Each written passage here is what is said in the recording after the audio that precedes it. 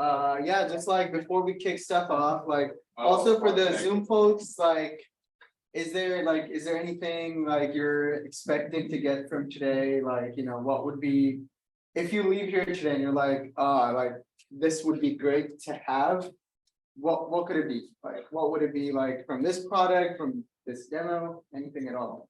That make you feel like, yeah, I learned something, or I went home with something valuable. Anyone can take it also, anyone on Zoom also, please feel free. Nothing for me.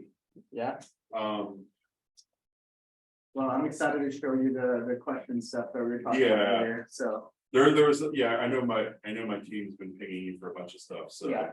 I'm curious on seeing what's coming down the pipe. Got it. And Ethan, what have you heard about our product? I was introduced it through Anton just Nice. a couple weeks ago, so Sweet, just looking into to see how you guys are pulling in the data. nice. We're working on similar things to connect data sources across various elements of our platform. So Totally. I think the use case that Anton was mentioning, we had one of our sellers do a fireside chat. We pulled that in and generated more content from it. So Nice. that was a super interesting use case, and Awesome. I'm curious to see what else. All right, great to hear that. Do you have anything you want to add? No, I'm just No pressure. See how you Awesome. approach your sprint here. All right, great. So let's see, we got. Do you actually call these sprints, or do you call these like hyper sprints? I think it's like a mix. We usually call this like a build week, so there's no like specific sprint. We're doing weekly sprints.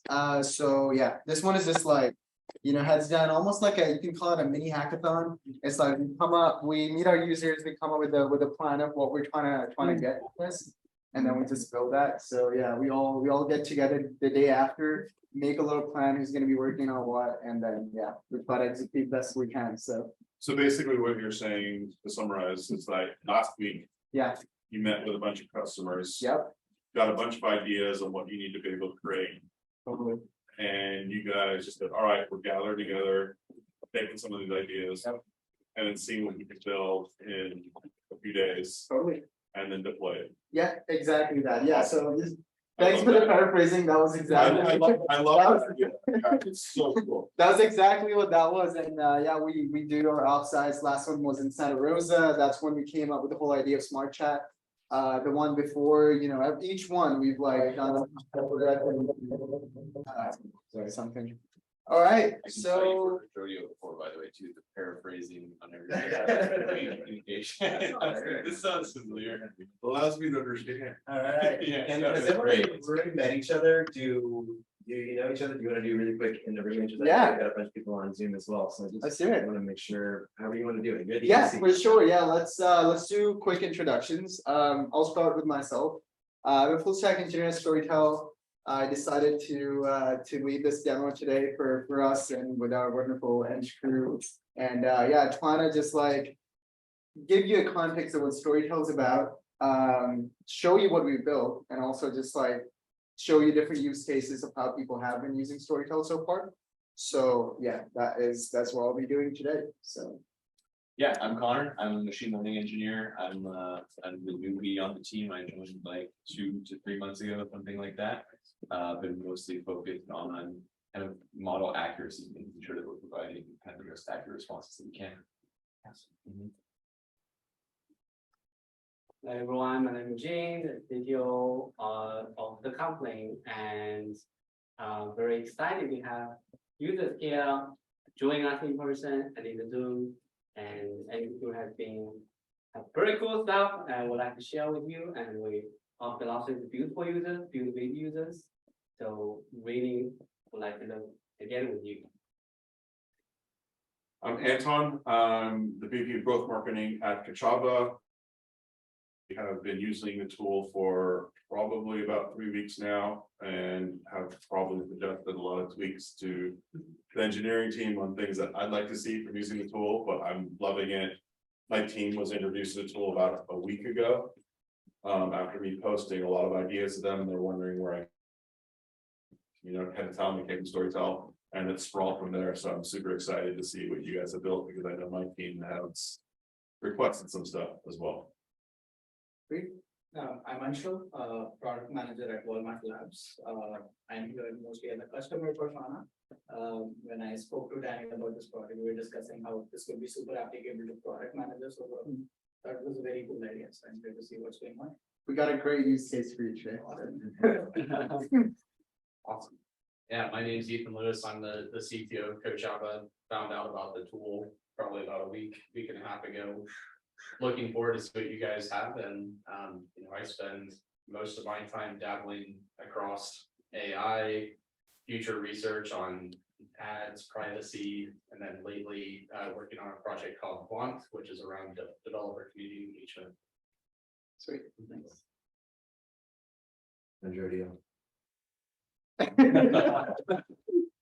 I'm Ryan Fritsch. I'm Storytell Rapid Prototype Engineer, so I do a little bit of design, a little bit of coding, and yeah, really excited to share with everybody what we've been building this week. All right, yeah, me too.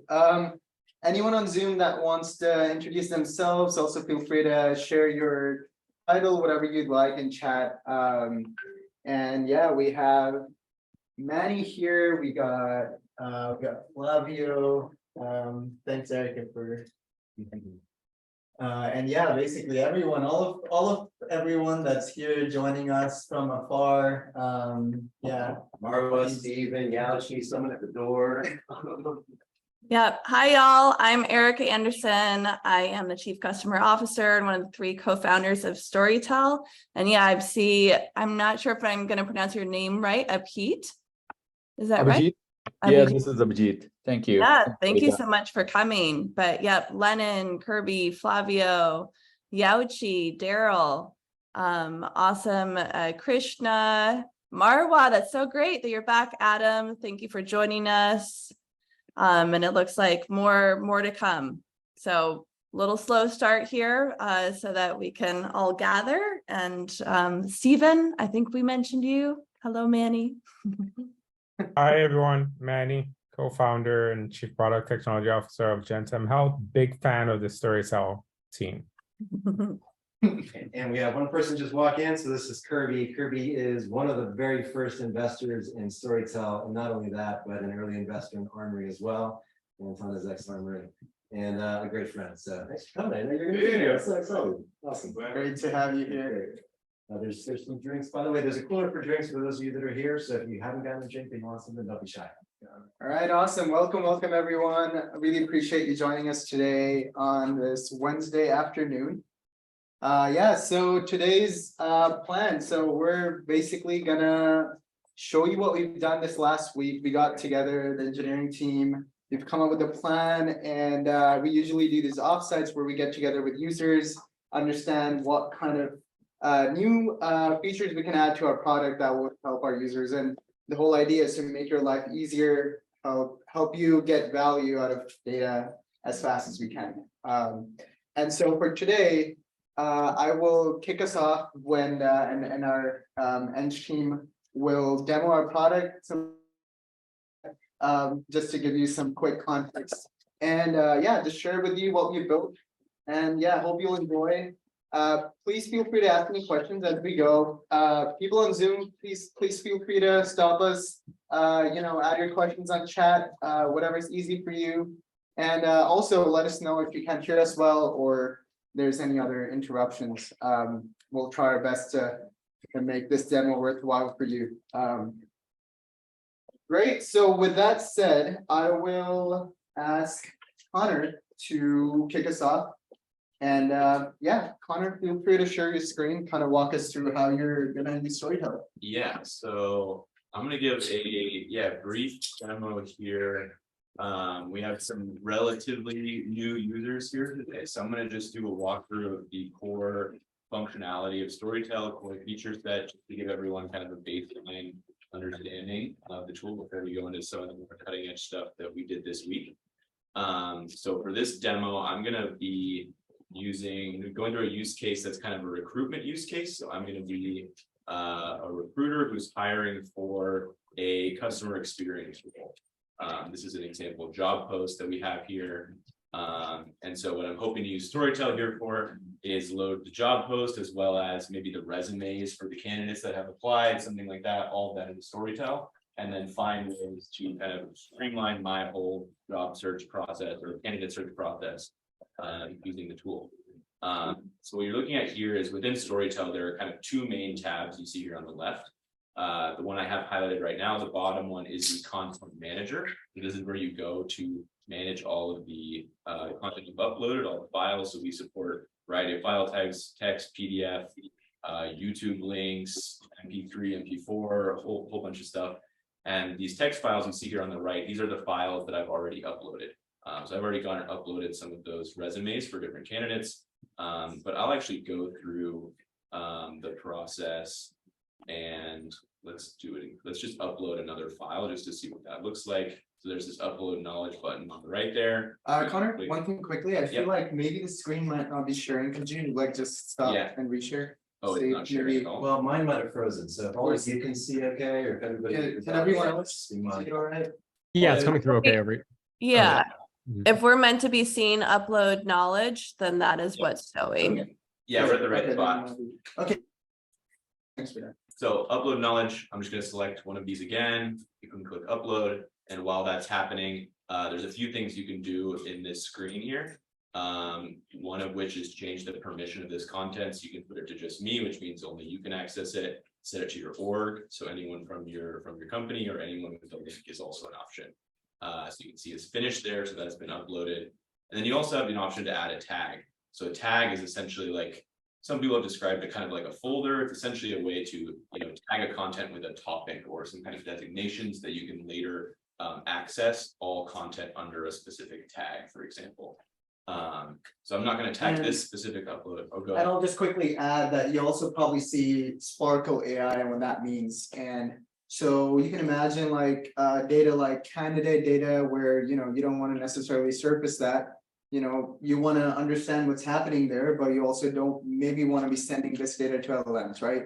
And so what Sparkle AI does at this current time, you can go to Sparkle AI, sanitize your data, gets rid of PII, and essentially make sure you're the privacy of people applying to your company, or it can, as a lot of use cases. In this specific case, you can upload that zip, and then you're not actually sending any data to the LLMs, and we make sure we sanitize that, kind of desanitize facts so that you get the results. Yeah, Connor, go ahead. Yep. Yes, that's kind of the whole upload process there, and then you'll see the new file kind of show up on the right side here, which is taking a second. I have a quick question. Yeah, go ahead. When you're showing AI generated concepts. Yep. Can I as a user interact with those concepts and exclude certain concepts? Yeah, you can. So you'll notice these are all an AI generated concept is essentially a tag, but it was just auto generated by the LLM itself. So it's detecting the topics. We just provide those for you. So if you upload a document about COVID-19, it might create this tag for you, and then you can click on that and then automatically start chatting with anything COVID-19 related without having to go in and manually tag all your content, right? So we're just kind of helping you into that process of creating tags. Got it. Yeah. The use case I was referring to is maybe there's a couple of concepts I want the search algorithm to be, even though it's in there. You want to ignore specific concepts? To disable certain ones from. Yeah, so I think by default, they're kind of all disabled and you have to select the ones that you do want to chat with. Yeah, so it's kind of the inverse here. So you see all these on the left. That doesn't mean all of these are selected and I'm chatting with all of them. We can go in and choose specific ones that we want to chat with. Yeah. But great call out. Yeah. Hey, a quick question here, Abhijit here. Yep. So are these AI generated tags or these are AI generated concepts? Because I'm kind of seeing them right below my tag. So, and they kind of look the same. Yep. Yeah. So the topics, as in the phrases, words and phrases you see here, are AI generated. So we make a call with the LLM to detect what these should be. And when we get those back, then we automatically create tags for them. So kind of both, right? It's a two-step process. Okay. Does that answer your question? Yeah, I'm just trying to understand what's the difference between my tags and AI generated concepts. Are those like machine generated, and my tags are like the ones that Meaning custom? that it could also be AI generating tags versus concepts. Yeah, sorry, my comments are going to come from user experience side. That's what I do at Amazon, so. No, it's great. Keep coming. Yeah, it's no, great to hear those things. Yeah, so under the hood, they're all just tags, right? It's really just whether or not you as the user typed in the title of that tag or not is essentially what we're talking about. Yeah. I just want to make sure that, by the way, if we're not being clear, please keep asking. Yeah. What I heard you ask is one machine generated, is the other one manual? The answer is yes. My tags is manually generated. We have users who say, I want to be able to define a SmartChat container. It's basically a data container of my own. I don't want to trust the machine to do it. There's other users that love not having to define their own container. So you can do it yourself. That's my tags and my groups, or you can let Storytell do it for you. Or both. Right, I do have a quick follow-up question since we are on this on the screen. Yep. Do these tags kind of act as filters? So if I select a couple of them from my tags and a couple of them from AI generated bucket, do they act as like a multiple filters, or they are more like toggle buttons as I see? Yep. Yeah, you should be able to select more than one. So you'll see that when we go to the SmartChat. Actually, maybe a good segue here, right? So let's say I want to go ahead and chat with some of these tags, right? There is first a button here you can use to chat with this tag. The other option is to go to the second panel that we haven't gone to yet, which is the SmartChat tag. And here you could select more than one. So I think this is what you're asking, right? If I want to chat with recruitment and with, you know, marketing team or something like that, right? That will combine all the knowledge that's under each of those tags into one, what we call a tag group. And yeah, one thing also is like you see up there, there's a create a grouping, which means once you click on there, any tags that, let's say you visit some of the tags a lot, like you want to sort of combine marketing team, recruitment strategies, I don't know, whatever else you can create a group that. So yeah, just wanted to call that out there. Yeah. Yeah, okay, so we have our tag selected. I'm going to use the recruitment tab here that we tag all of our resumes with.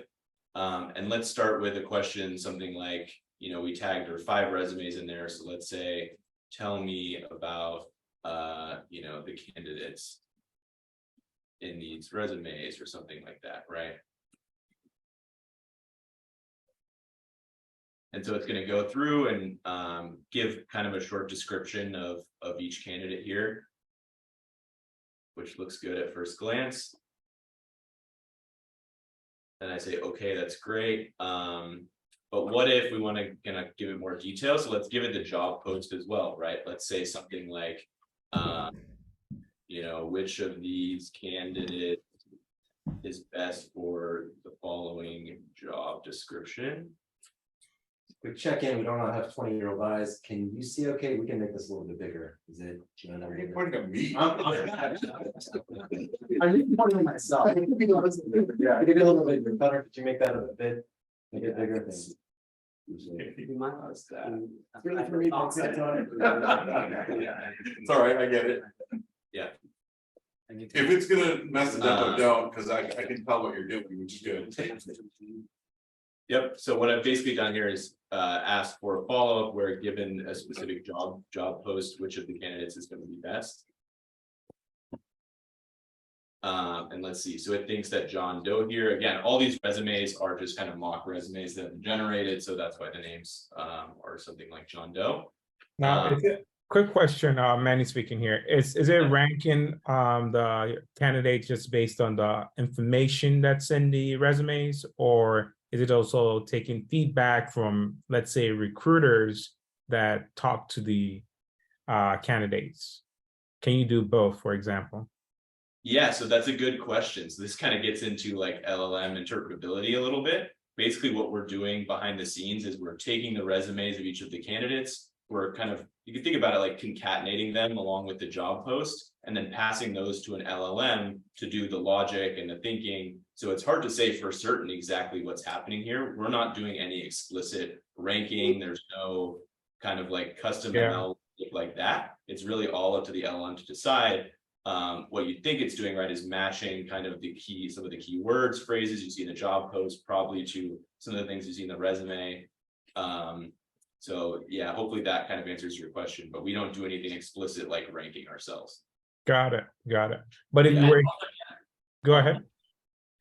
Oh, just to add a little bit on what Connor's mentioned about, so I assume many you are talking about if there are like some follow-up feedback from the recruiters and different source of information that is not resume.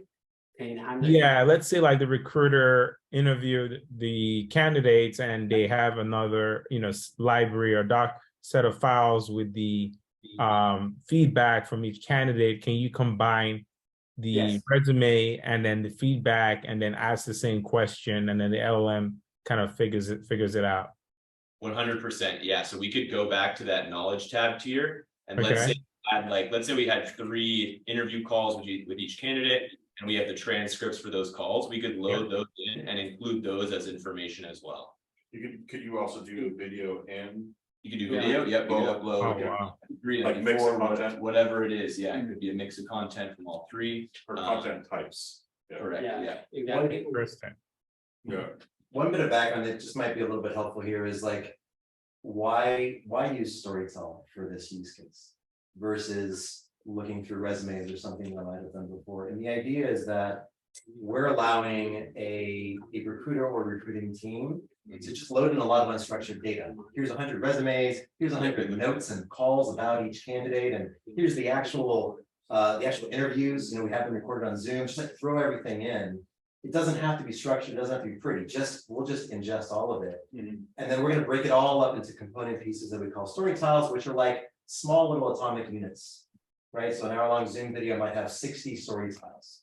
And then we put those into a vector database. And then when you query, we can return back from all of those story tiles, not just from one interview or one resume. We can return back the most relevant story tiles from any of the original interactions to provide the answer. And so this is a way for you to ingest, give us lots of unstructured data, and get back very structured, actionable insights or data-driven storytelling instead of having it sit in a bunch of siloed disparate systems that you don't have access to.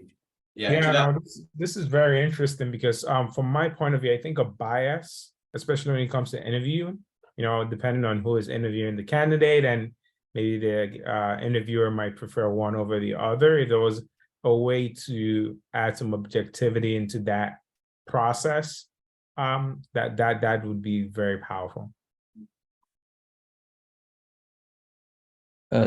Just a question. How do you know if this result is any good? That's a great question. So we have an option down here in the toolbar. You click this button, what it does is enable citations. So this is just like citations that you would see in any kind of like white paper or anything like that.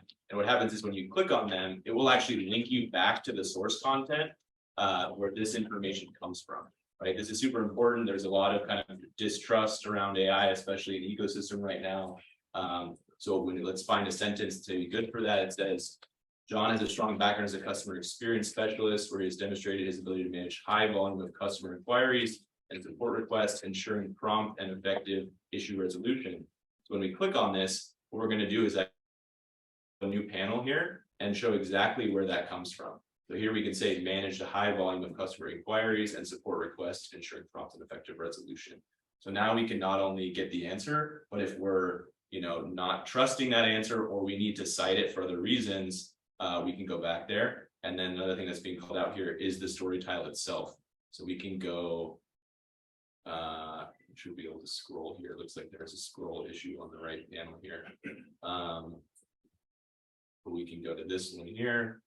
And here is the story tile. So this is what Jody was just talking about before, is this is a subset of the full document, which kind of represents one chunk of information, like a one unit of information that we call a story tile. And you can even chat with just this story tile if you wanted to. Like, this is not a ton of information in one tile, but in theory you could, and that's what we're showing on the left panel as well, is the ability to limit down from that whole tag to now just this story tile.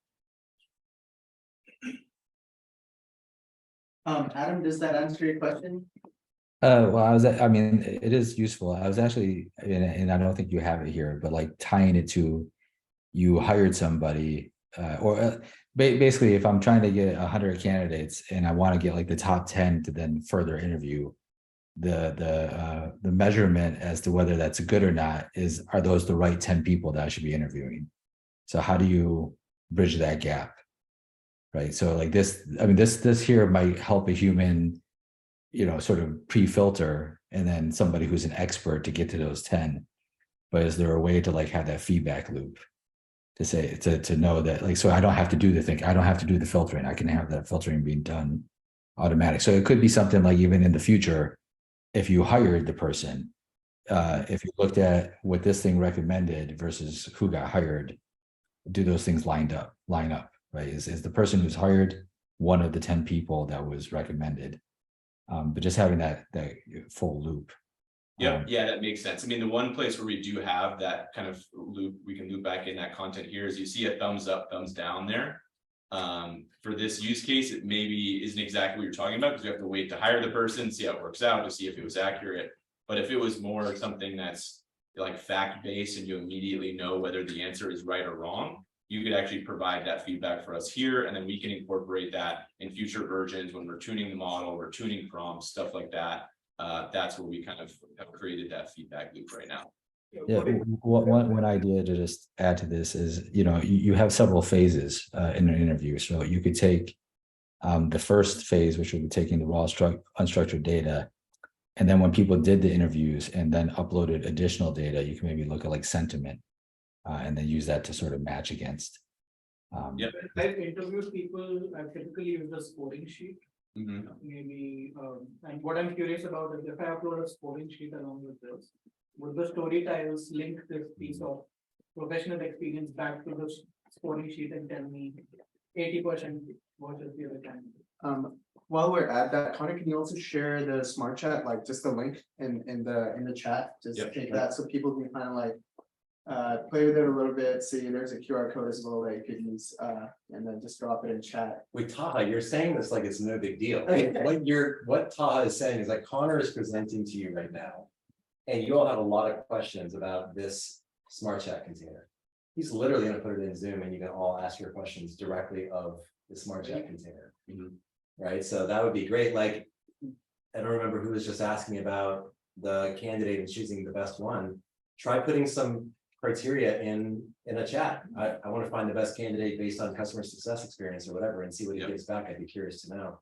What you're talking about is something we've been prioritizing this weekend, which is almost like a filtering or scoping document based on this set of scoring criteria with this smart chat container. What's the best, or based on this voice document of the person, write it in their style, or based on this, do that. And this is something that is rising up to the top of our priority list based on that. That's not bad.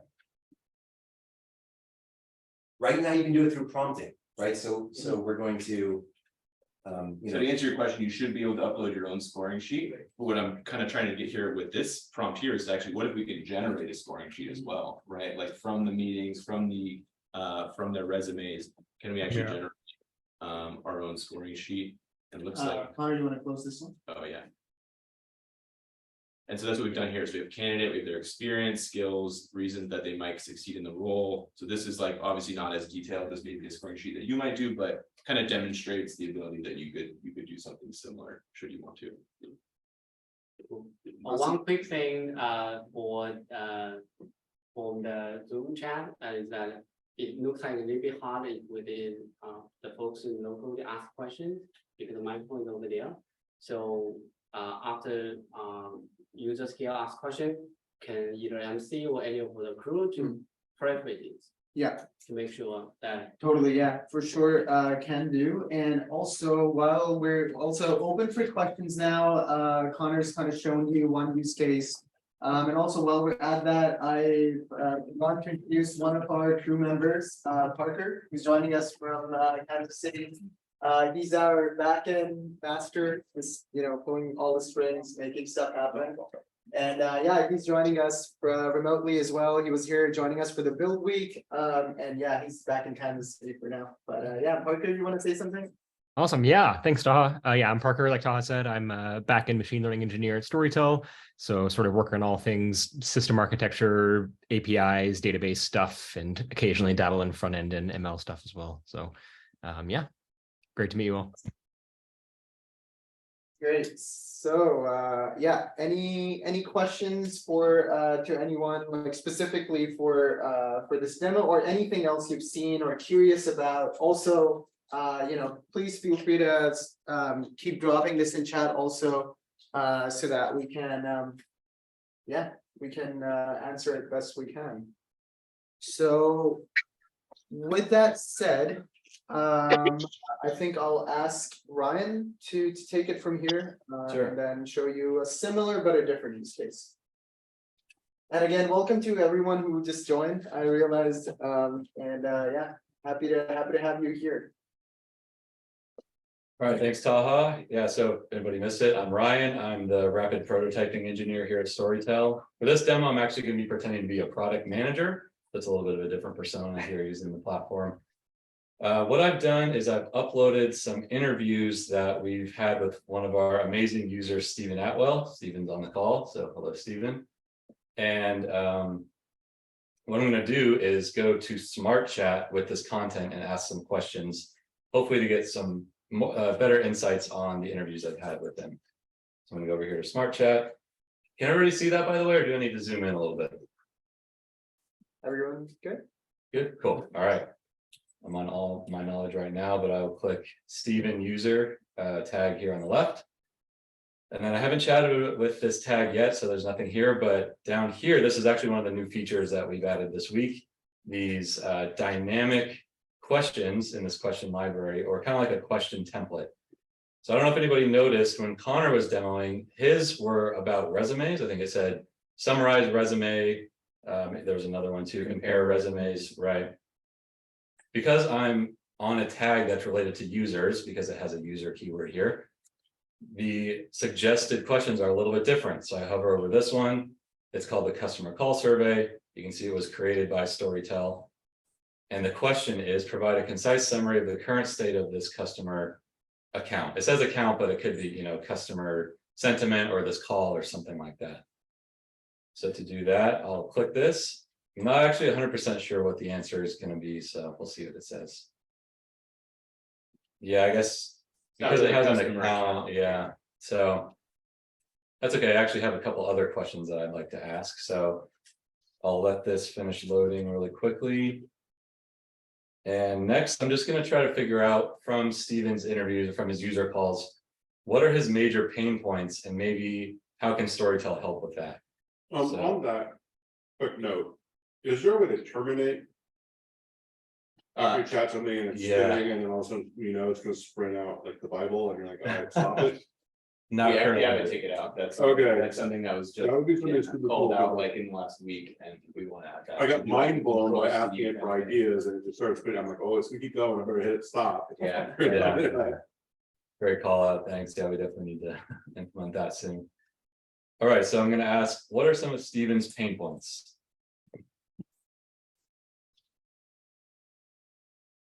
Stephen has shared several pain points he's experienced in his role. One of the main challenges he mentioned was the difficulty in accessing and utilizing customer data.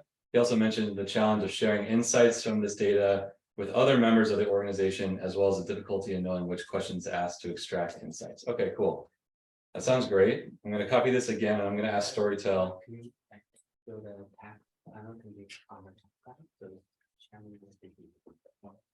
Okay, yeah, Jing is asking me to drag this over so the chat one is a little bigger.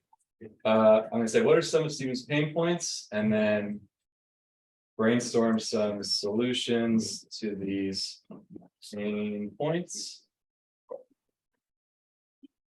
I'm going to ask it to format it in a table. So format the response in a table with the first column containing Stephen's pain points. So while Ryan's doing this is providing you more, so this was one of the things that we discussed just like 2 days ago with our user Stephen and also Pierre. Hey, Pierre was also there. And just like one of the things he mentioned was, I keep asking the same thing over and over, and I want to have an easier way to do that. Like currently I'm just kind of copy pasting my prompt and I want to be able to do exactly that, but in an easier way. So the question library came about. And Anton, you were also mentioning a similar use case today where you want to ask something and you don't want to have to constantly type and have some way to like structure that.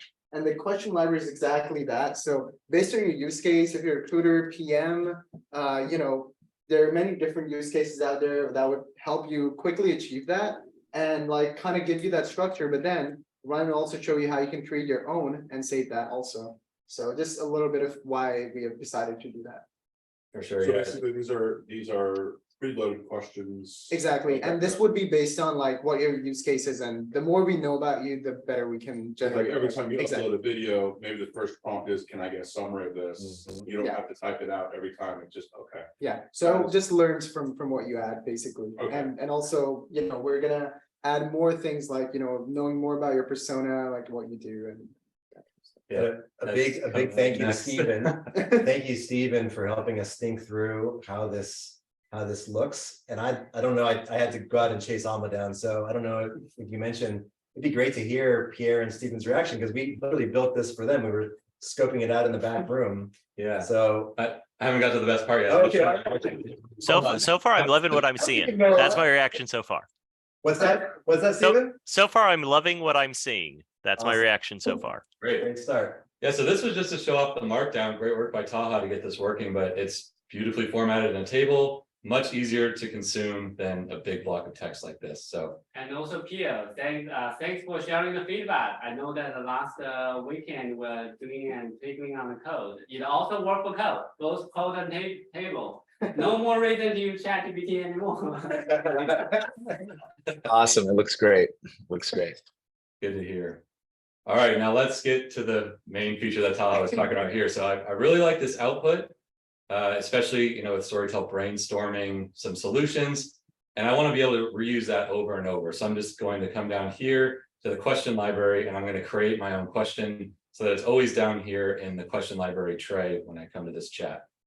So I'm going to copy this question really quick. Here, I'll click new right here. Little modal pops up. I'll call it like the customer pain points. Actually, let's call it Steven's pain point because it's a question about Steven. So Steven's pain points and solutions. Prompt is going to be, what are some of Steven's pain points? Brainstorm some solutions to these pain points. And Before you send it, we actually have a question in chat. Can you get the pain point counts?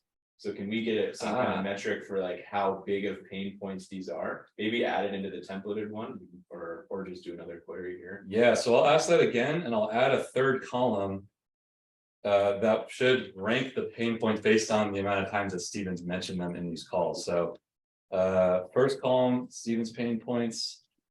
The second column should give a rating out of 5 of how urgent the pain point is based on how many times Steven mentioned it, and the third column containing the solutions. Let's see what we get.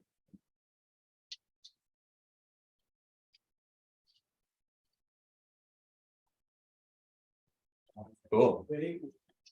Feels like magic. Yeah. So obviously, the first one, difficulty in accessing and utilizing customer data, and the last one, need for accurate information from AI tools to avoid poor decision making, are the top two. So since I'm still pretending to be a product manager, I can prioritize these two, and then the ones that are 4s after that, and then a 3 after that. There's Really? another question. So it Mhm. says, what about for other people in addition to Stephen? So how would you have to deal with that case? Right, so this tag is just specifically for Steven. This is just a data container that I've loaded calls only with Steven. If I wanted to have a bigger container, maybe just like user calls or customer calls or something like that, I could load all the calls that I have, all the user calls, all the data I want to into one container, and then ask these same questions, and it would give the same response. Of course, I'd want to format the table a little bit differently. Maybe it's not just Steven's, maybe it's overall users, pain points and things like that. How many users are mentioned in each one, rank them in this table, that type of thing. That's the solution there, is just you would want to create a different tag or a different data container so you can ask those questions about multiple pieces of content. And you can layer them as well. We talked about tag groups earlier. So if you created one tag for each individual user or customer, whatever your use case is, you could then create a tag group of all of them together. And then you have the option to chat with them individually or as a collective group as well. So Connor, to throw you a softball question, since you're part of the Storytell crew, what if I wanted to get those answers, not just from my data, but from all my organization's data. So not just from all my customer discovery calls, but from all the calls that CSMs have had and all the promises that account executives made and all of the ServiceNow records. Is there a way for me to go beyond just my data when I'm looking at that? There is, yeah. So Ryan, if you click on the, You want to show that quick because I'm on a different account here. I don't have the. oh, you don't have org view. Yeah, here. Yeah, I can go ahead and do that really quick. Let's see.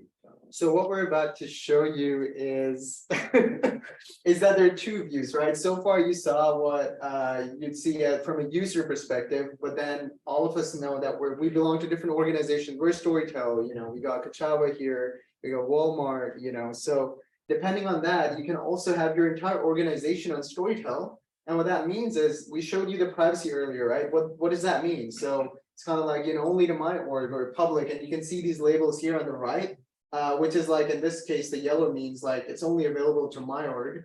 And what that means in this case is that when you switch to org view, you can see your entire organization's content. So now HR, like, you know, product managers, engineers, like whatever they've added and whatever knowledge they've added into this would be available to you basically. And what that means is it's not only you adding data or sort of conversing or trying to get value out of that. It's your entire organization that is like this shared data container where they can go in and kind of like, you know, get value out of that real fast. And what we shared earlier about share SmartChat, you can also within your organization share URL to a specific data container. In this case, like we got tags, we got different groups, and yeah. So this is exactly Is this that. Storytell's knowledge base right now? Yes, It is, yeah, So is there a way that's- you can just ask it, throw you a curveball of a curveball of a curveball? Mhm. Can you just ask it, what product should I build first?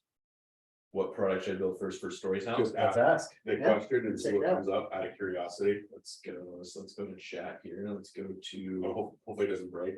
I'm sorry. Let's check it out. So I'm gonna chat You with know- all Storytell AI's knowledge. Yeah, let's do it.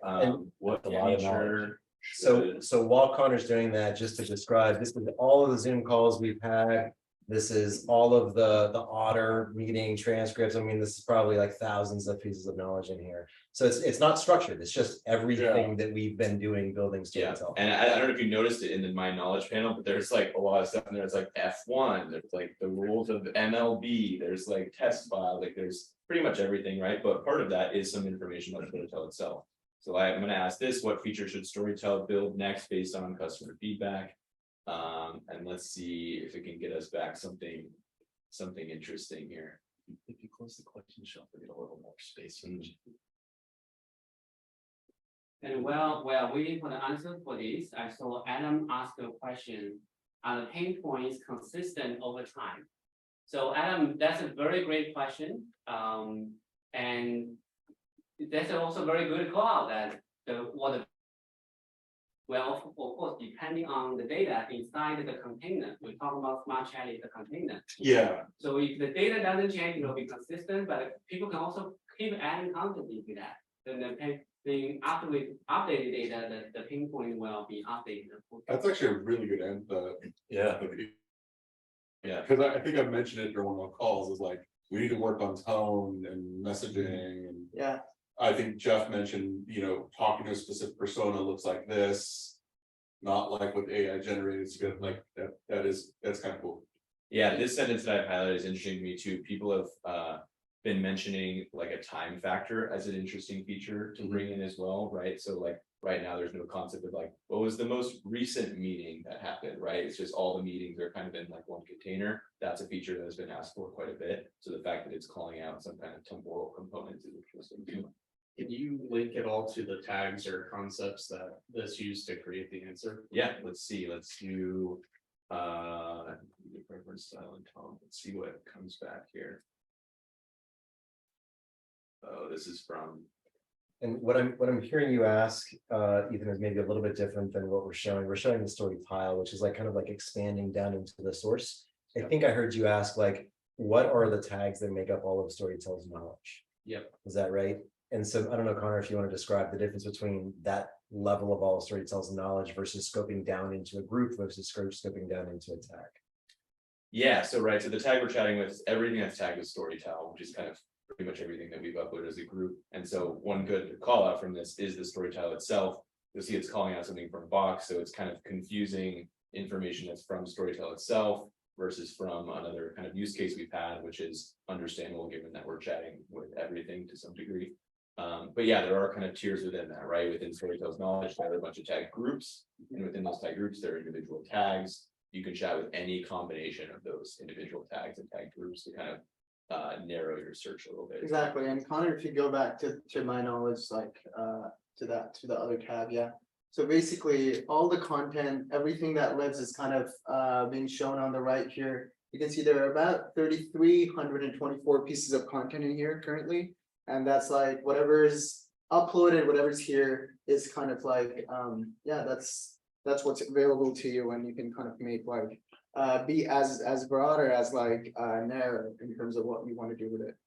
I'll with that content manager search bar, since you guys have so many groupings, if you were specifically looking for like your CSM data, how do you find your groupings to get to the text documents to be able to chat with it? Yes, if we just want to search through to find a specific one. Is it just keyword Just good and largely? Yep, yeah, how does? Keyword, yeah, exactly. So So basically whatever tags there, if you created a tag at some point, here's where it kind of comes into play, where let's say you uploaded 20 pieces of content and you specifically think this is the CSM tag, you can create that tag and whatever you want to name it and just add it at file uploader later on. And then when you look for that tag right there, it'll show up and then you can chat with that, and any content that is attached to it is what you decide it's going to be. How So about just a specific keyword, like, let's say Yeah. someone mentioned vanilla and. Yeah. You didn't create a tag because you thought vanilla wasn't relevant. Yeah. But then now you think it is relevant, can you search for vanilla? Hypothetically. Like, I'm talking about just a keyword that might not have, You're talking about having that keyword in like a document somewhere essentially? yeah, Yeah, I mean, that would be a use case for the chat with all my company's knowledge. Like, let's say you're curious if anyone else in your org has discovered Storytell or not, right? And chat about it with the meeting, you could go and chat with your org's knowledge and say, has anyone mentioned using Storytell.ai before? And that will go through and search through all your content and let you know. And Got that's it. varies, it's not exactly like doing a keyword search, right? But conceptually, you could think of it as very similar. How do you guys manage user roles and permissions? So let's say you want certain groups of users to have access to, certain tags versus other groups of users. I can take that one. Go ahead. So here you can see there is content you can see on the right, which is what the green one means is like anyone with the link to that can access that. What that basically means is that it's still not necessarily available to the public. There is a very specific ID that goes in the URL when you share that. And if you share that specific URL, then anyone with that URL can access that information. And then there's org level content permissioning that, let's say you want people only in your organization to have access to it, but let's say no one outside, then you can set this one.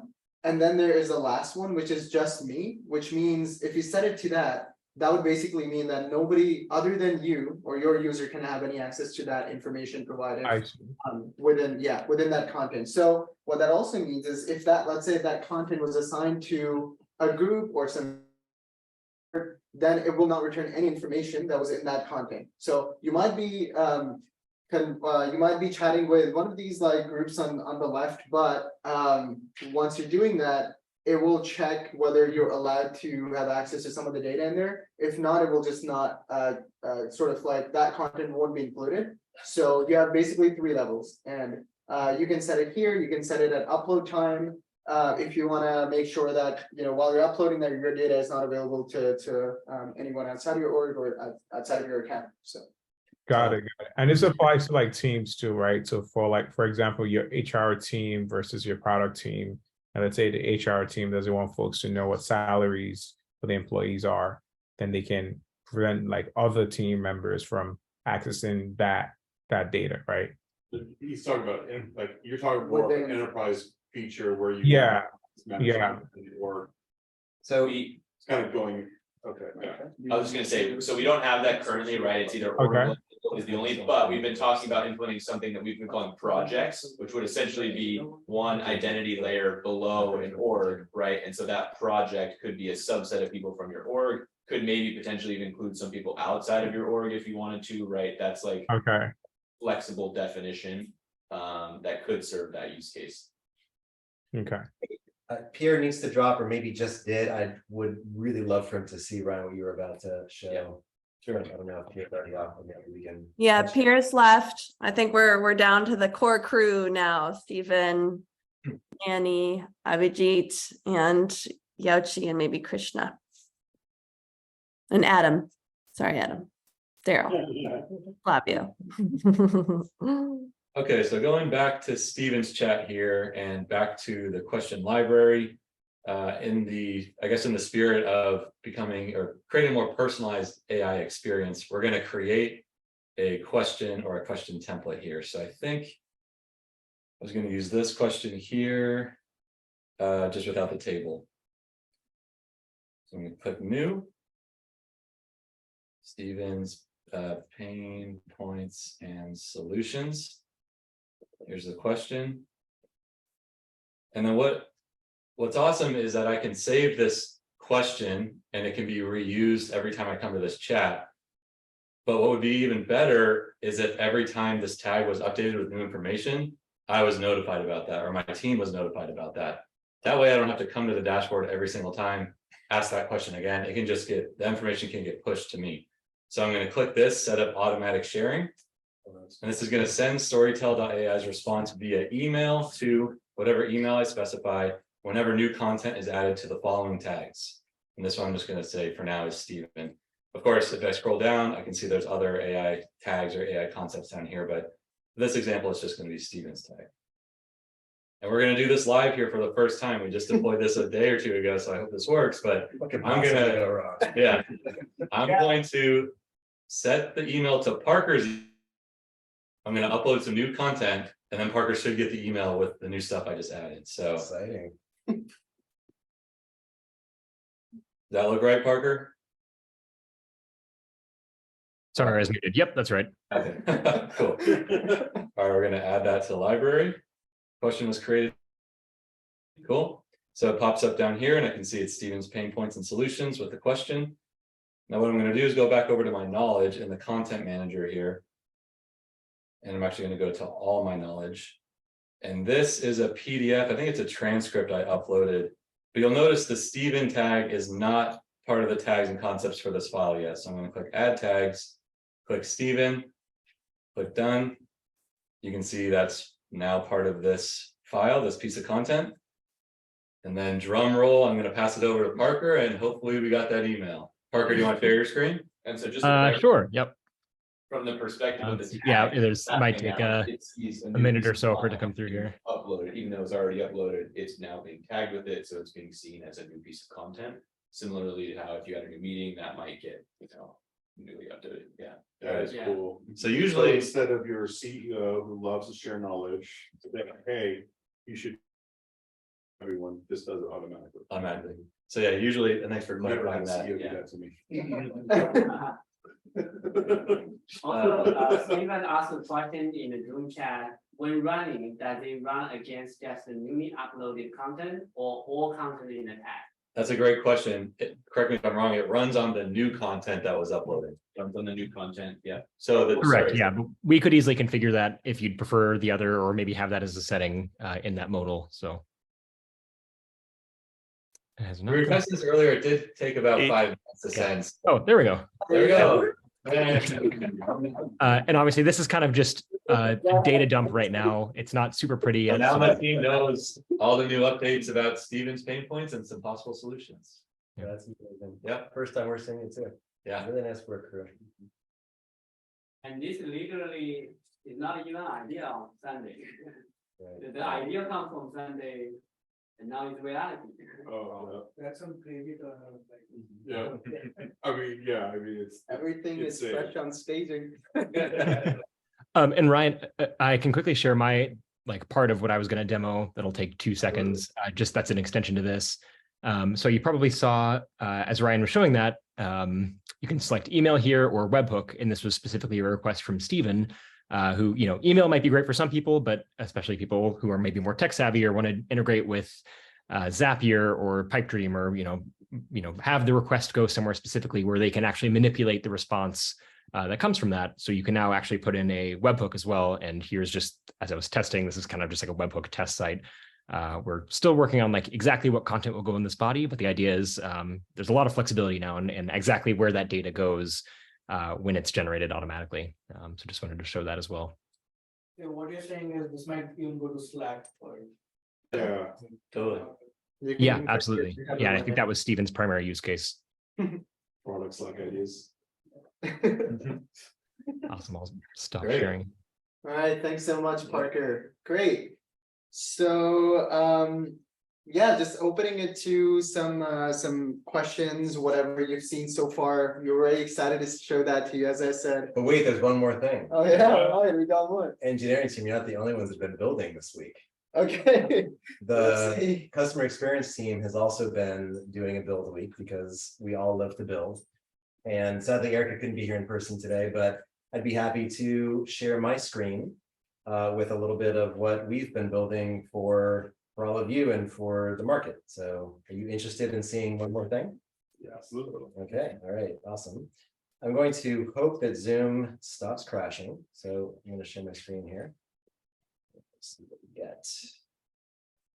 So this week we spent a couple days with our core users. We had an AI fireside chat that a few of you were at on Friday.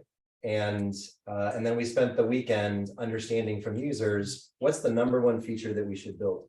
And so what you just saw today was the answer to that question. But another thing that we need to do is we need to understand how can we explain SmartChat to the world, because it's a fairly new concept, this dynamic data container.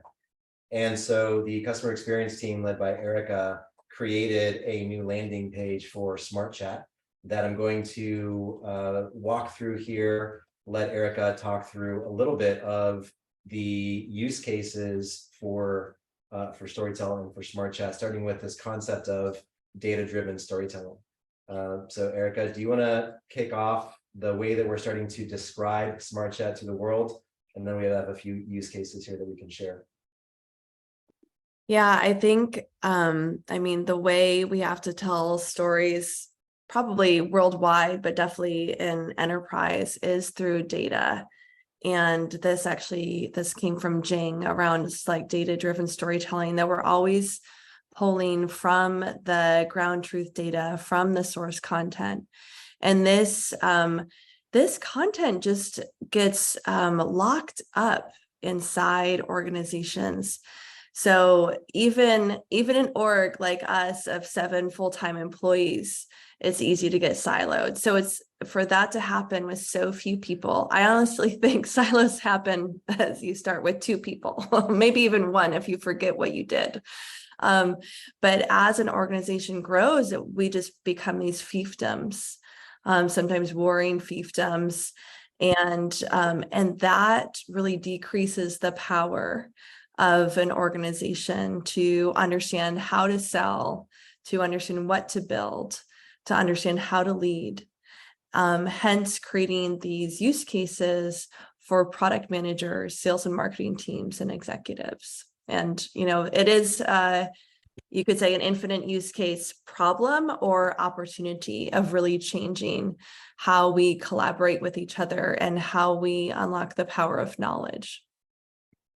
And so we've got a few primary use cases that we're sharing here. One is for sales and marketing teams. So imagine being able to onboard a new account executive by putting all of the sales calls that the company has ever had into a SmartChat, and then letting that new account executive ask whatever dumb questions he or she has that the person is maybe afraid to ask of the VP sales or sales colleagues, can ask it of the SmartChat. SmartChat has no opinion on what is a good or a bad question. What about sales managers or marketing leaders being able to chat with hundreds of AE calls to find patterns across calls instead of having to listen to recordings at 2x, like Anton, you told me that you were having to do today. That part is specifically for you.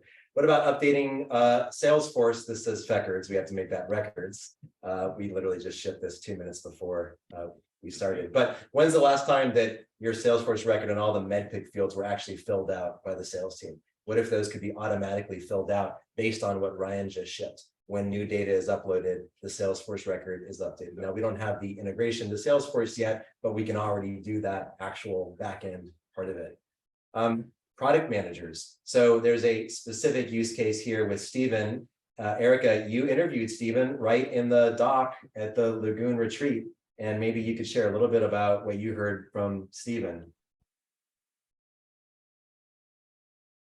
Happy to, and I think, do we still have Stephen on the call? Yes. Yes. You we do still have Stephen on the call. So what if the real Stephen? Do you want to summarize what you were sharing with me on Monday? So we talked a lot about how I use Storytell today, the values I get, some of the insights that we've gotten.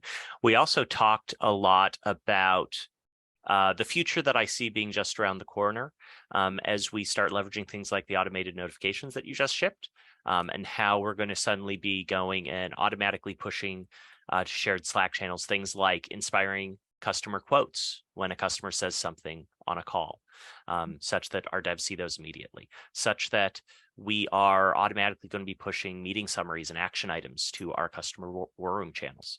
And similarly, we're also looking at things such as, doing automated, as I'm blanking on the term, case studies on some of our marketing, because, hey, Storytell actually writes those off customer interviews pretty well, and you can skim them quickly and go, is this customer far enough along I want to write this case study, or are they not quite there yet?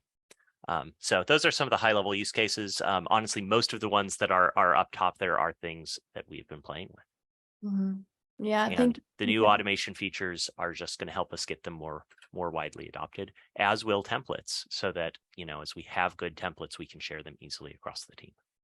And Stephen, it's funny that you mentioned that, because as I was in the office here with people starting to come into the room and the demo starting in 2 minutes, and we didn't yet have these use cases built out for sales and product managers and executives, I went to Storytell. And I went to all of Storytell's knowledge, and I said, describe in 50 words and bullet points the main values that an executive would get from SmartChat. And it gave me the answers based on all the conversations that we've had inside the company. And I said that for product managers, and I said that for sales and marketing teams. So I'm literally was using Storytell to build this right as all of you were walking in today. And that is, to me, a great example of the power of Storytell. Erica, what else around your conversation with Stephen would you like to share? And then I'll close it out with one last thing. Mm-hmm. I mean, I think, we are very much mission driven, and I think sometimes we learn our mission from our users. And so, Stephen, like what it all, the picture that you painted when you add all these use cases together, ended up moving into like changing the nature of work. And I don't know if that is what you shared is of top of mind for you, or if I'm putting you too much on the spot. Sure. So at the end of the day, just shipping a new tool isn't groundbreaking. Changing how people do the processes they're doing today is. And when I look at the use cases we've been doing with SmartChat, these are all things that today are people doing them in silos and or not leveraging their data. So, things like meeting summaries are just busy work, and they happen half the time, and they don't happen half the time, and the people doing them don't actually get value out of them. It's the rest of the company that does. And getting those processes automated saves time. But that's not truly what excites me. What excites me is allowing everyone to benefit from the data in a way they don't today. So, imagine when every single conversation with any prospect or customer anywhere in your company winds up in Storytell. Suddenly, you can have a real-time dashboard that is summarizing exactly what is going on with that customer. You can understand exactly what metrics that customer cares about, what their current business goals are. And you can do this across the entire company. So today, that information all exists in videos that one, maybe two people have, that nobody goes back and watches. And we're trying to make decisions off notes where we have lost information since through the process of note taking. And sometimes the key insight that you care about got lost by a human brain before the note was even taken. What Storytell is going to allow us to do is suddenly be asking any question we want anywhere in the entire company across all of the uncensored information. And that is going to allow us to make better decisions. And it's also going to allow us to leverage the data even beyond decision making and things like morale boosting by sharing the inspiring quotes. Because I don't know about you, but I used to be a software dev. And back when I was a dev, the quotes you heard the most often were the ones coming from the unhappy customers. And you never heard the good ones except at like an all hands setting. And getting it so everyone sees all of the amazing moments is phenomenal. Getting it so that when we lose a piece of information in manual note-taking, it still gets used in that decision-making process. And also using AI as a coaching tool where you can show it your customer conversation and get it to recommend possible next steps allows you to suddenly do more than we've been able to do before. And I think has the potential to change how we work together. Thank you, Stephen. Yeah, no problem. And if you'd like to hear more detail about Stephen's use case, Stephen is one of our earliest power users. Stephen, thank you for sitting down with us on the doc. You can see there's a playlist here. You can access this playlist from the web.storytell.ai link that I just put into chat. To finish things off, I also want to thank some people that aren't here today. We have a whole crew in the Philippines that supports us. And Angela and Margot were the ones that made this Friday event possible. We did an AI fireside chat on Friday. So thank you to the PH crew for enabling that beginning of our offsite. This is the end of it. And the last thing that I want to do is I want to check in on our North Star metric. So this is one number that we use to define the success of Storytell. And there's a formula behind it. It's how broad is our reach? Think of a lake. How wide is the lake? And how deep is the engagement of any specific user? Think of it like a well. And if we just have one user who uses us all the time, that's not going to get us to become a $1 trillion company. And if we have a billion users that have used us once, that won't either. But if we have a combination of both, we can really change the way that people work. So are we ready to take a look at our NSM crew? We have an objective to get to 50,000 by the end of January. We were at 5,000 at our last offsite, and we said we were going to 10x it. So that our last offsite was a couple months ago. I just checked, highest ever, 10,070. So this graph right here is a representation of the learning that we're doing, the work that we're doing, and hopefully the value that we're creating for the world. And the reason that we're so user-centric is because we're here to make that number 50,000 and then 500,000 after that, and then 5 million after that. So you're here at the very beginning, and thank you for that. Okay, who's got questions? And by the way, just a time check. We've got dinner coming for those of you that are here. I think dinner's coming at 5:30.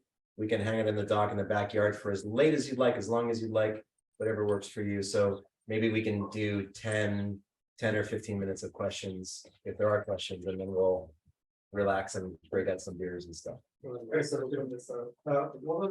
reason for the growth? It's 5,000 to 10,000. Okay, who wants to answer that question? What was the reason for the growth in the NSM? In fact, that's a really great question. There is a reason for there's multiple stages of complaint, and there's a reason for each of them. It's actually like startup with like building and learning the hypothesis and verify which ones work. I will invite the entry group to answer that question. So anyone want to take the challenge? Yeah, I can take it. So every time, and this has been happening like very consistently. Every time we have an offsite, we get along with users and we essentially just understand what they want from Storytell, just understand their use case, and then just come up with a plan of how we can best tackle it. And just always like looking at our NSM, I feel like this is the one truth that we're always like sort of focused on and trying to understand. If we're doing something, we're not like scared to let go of it, the number of times I can tell you, we made something and been like, okay, users don't like it, we completely scrap it, go with something else. So it's that like constantly tuning in with our users, because that's our truth, has really helped us each time really step it up. So it's gone from 5 to 10. And you know, fingers crossed, we're gonna get to 50K plus. So It's all organic PLG or organic? Yeah, we Yeah. haven't done any growth I think it's- marketing yet.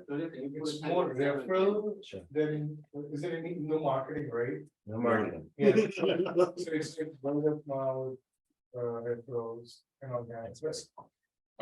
Pretty awesome. Yeah. Yeah. Really like also. Good of the angels were coming for having a very first reflection of growth. Mhm. This one isn't the one that we haven't put in any growth after. No, Yeah, so like, and when we're looking for the price of the paddle and we're doing further growth on that. And just to like add on what Kyle was mentioning, so every offsite we're learning learning from user what the user really want. And I want to share a story of a journey that we're having about OSM. The journey can cover on the very, very beginning, at the beginning of the day. 7.54 in January 17. And in fact, it's the limitation of this dashboard doesn't show all the one. In the December last year, it was like 1, something like that. And so we have like 1,000 times, like 1,500 times growth since the beginning of the year. And that comes from learning. When we initially started, that was a time when we were single digit in SM. Consider about that time.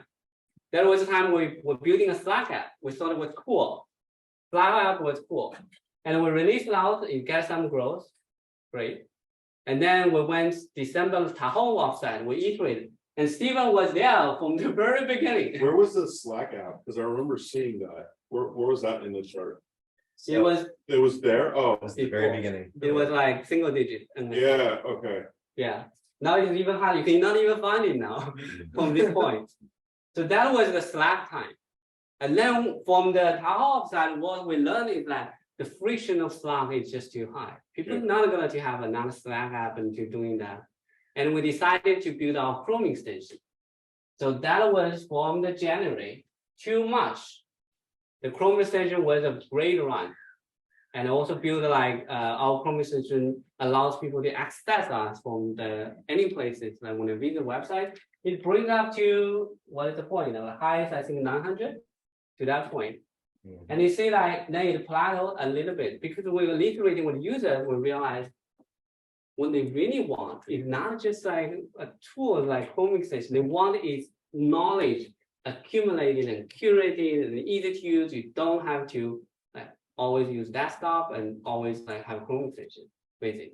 So we built our web app, and it took us to figure out like all this journey to figure out, and then we realized that there's a concept, you don't see that because it's gone. It's called virtual me.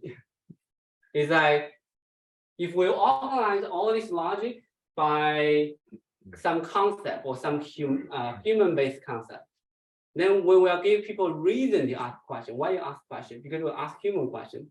And we build a virtual me that brings us to 5,000. And we iterate with users in in the Santa Rosa. People also, of course, they love virtual me, but they also realize, give a feedback to us is that it feels like scary to have a virtual me in the offsite. What we really want is a data container, which we take the idea and iterate it, build the building, and build a SmartChat. One thing just to mention about this, so I drew the relative slopes, and it's incredible to see it in the data. This is us learning how to learn with our users, right? And with the virtual me, we created the data container, a static data container, and then you could put your data into it. So this is the Anton virtual me. I can put everything about Anton into it, but the data container was static. And what we realized in Santa Rosa was that was backwards. The data container should be flexible. It should be like Tupperware. I should be able to change the size of it, change the scope. I should be able to load all my data in unstructured and then draw data containers around it. And so we flipped it. That was the huge learning of the last offsite. And you can see that our NSM dropped, right? It went from 5,000 to 2,000 as we abandoned virtual me and everything we built. And that's hard. It's hard to turn something off. But we've really learned about the importance of focusing on that. This looks like a textbook pivot chart. Right, yeah. So what's next? So So watch out. what's really interesting is like Jing's saying, every offsite kind of reveals itself because we don't know what's next going into it. When we went into Tahoe, we didn't know that we were gonna stop with the Slack app and start with the Chrome extension. When we went into San Diego, we didn't know we were gonna stop with the Chrome extension and go to web, right? And then go from virtual meet to SmartChat. And how would all of you describe what has revealed itself to you in this offsite? The thing we always talk about, which is the push, like the data being pushed out to users or people on your team or, things like that, instead of always coming to Storytell, which, it's a great interface and stuff like that, but the AI just being able to push out the insights that your team wants.